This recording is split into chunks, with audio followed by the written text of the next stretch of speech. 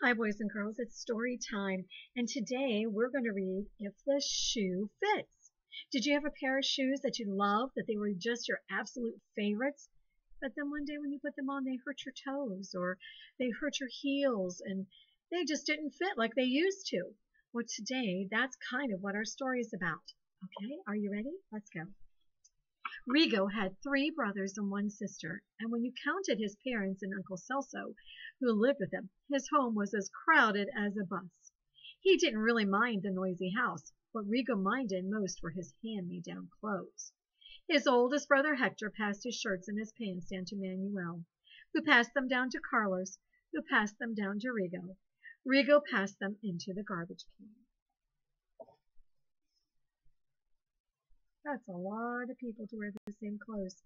Mrs. Kraft had to wear hand-me-downs. Do you have to wear hand-me-downs? They're okay.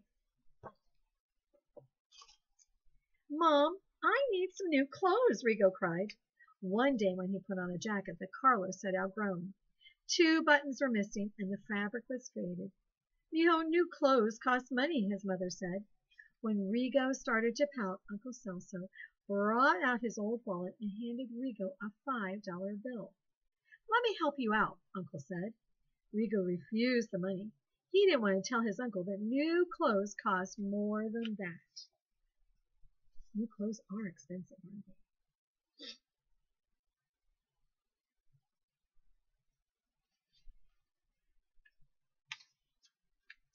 But for Rigo's 9th birthday, his mom bought him a pair of brand new shoes.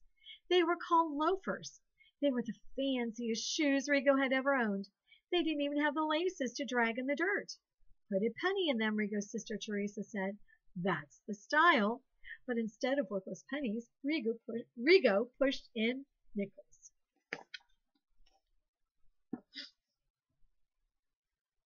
He was pretty proud of those shoes.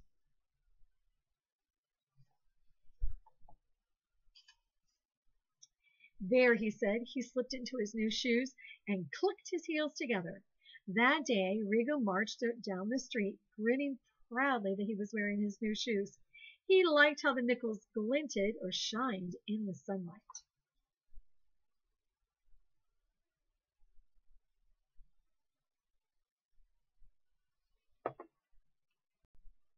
At the corner playground, some kids were throwing water balloons at each other. Rigo wanted to join them, but was afraid he might ruin his shoes. Suddenly, Angel sneaked up from behind him and yelled, "Hey, how come you got nickels in your shoes? You ain't rich." "It's the style," Rigo answered. "There ain't no style like that," Angel growled. "Nobody wears those kind of stupid shoes." That wasn't very nice, was it? Then Angel demanded the nickels from Rigo's shoes. "Nah, Angel," Rigo begged. "I don't want to mess up my new loafers. It was hard to put those nickels in." "Forget your loafers," Angel snapped, and he ripped the nickels from the slots. Poor Rigo. Angel is not nice at all.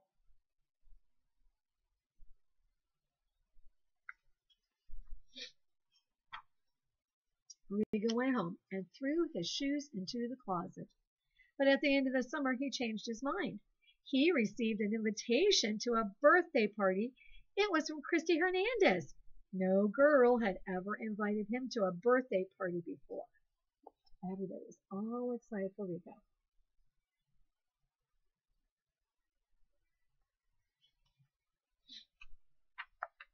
On the day of the party, Rigo brushed his teeth extra hard, combed his hair 4 different ways. He settled on slicking his hair back. It felt suave. Next, he put on his newest looking hand-me-downs, and finally he got his fancy loafers from the closet. "Come on," he grunted, trying to cram his feet into the shoes. When he stood up, he knew the shoes were too tight. Pain stabbed the top of his foot as he took a step. He took off the torture shoes and stretched them, yanking on the leather. He put on his thinnest socks, even though they had holes in the heels. He has a problem. I think his feet have grown. What do you think?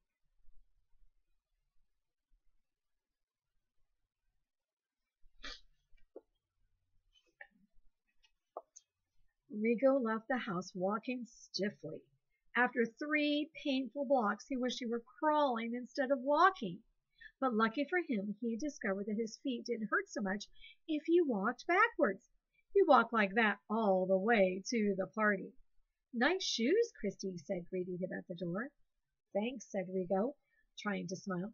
He didn't want to tell her that they were killing his feet. He was sure that he would have blisters on one of his little toes, and he knew if he wasn't careful there would be more from the way home. If you don't mind, I'm going to take them off. Why? Christy asked.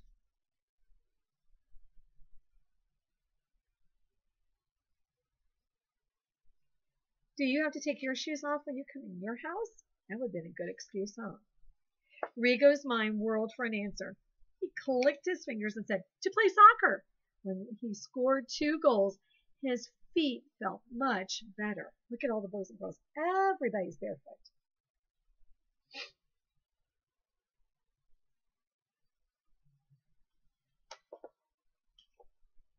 Over dinner that night, Rigo told his family that Christy's party was great.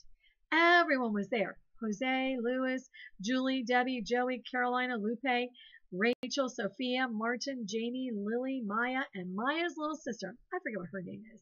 Plus some little cousins of Christy's who came. That's a whole lot of kids to feed, Uncle Celso remarked. Yeah, but a party's more fun with lots of kids, Rigo said. Next year we can have a party like that for you, his uncle said. And you know why? Rigo shook his head. Because I have a new job as a waiter, Uncle announced. I'll make lots of money. Mucho dinero. This is a good story for Taco Tuesday.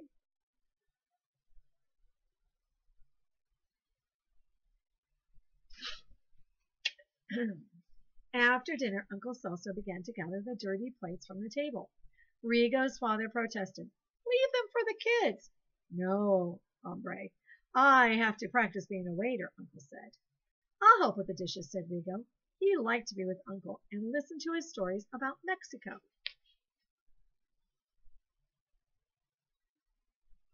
That's a lot of dishes.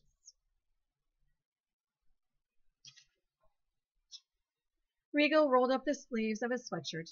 As the two worked side by side, Rigo noticed that he was slightly taller than his uncle. He noticed that his uncle's pants were too loose for him and that his shirt had flecks of paint on it. He looked at his uncle's shoes.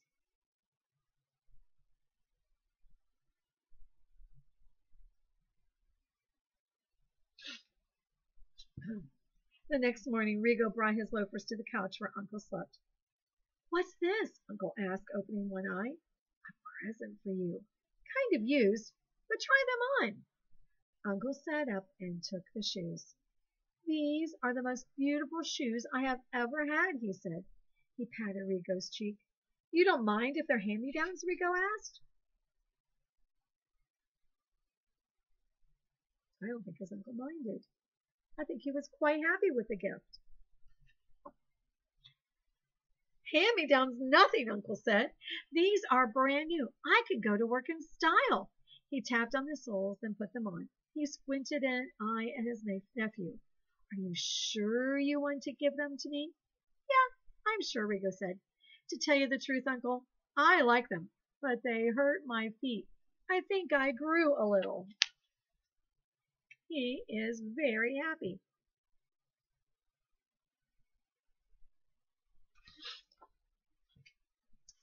Uncle reached for his front pocket. These coins are older than I am, Uncle said. He held up 2 centavos, brown as his own skin, and smiled. They're kind of like hand-me-downs, too. When Rigo took the old Mexican coins, he knew what he had to do with them. Fit them into the slots of his new loafers, if he ever got any. Next time around, he would wear them no matter what people like Angel said. You know what? He shouldn't have put them in the closet and forgotten about them. Just because somebody says they don't like something doesn't mean that you can't like it. I don't like peanut butter, but I bet a lot of you out there love peanut butter. Mr. Kraft eats it by the spoonfuls. Ugh, I think that's horrible. But I like sweet potatoes. But he doesn't like sweet potatoes. So there's something we all like and others dislike. Don't let other people bother you. Was this nice what Rico did for Uncle? It sure was. I hope you enjoyed this story on Taco Tuesday. Have a great day. We'll do another story read another time. Thanks. Bye.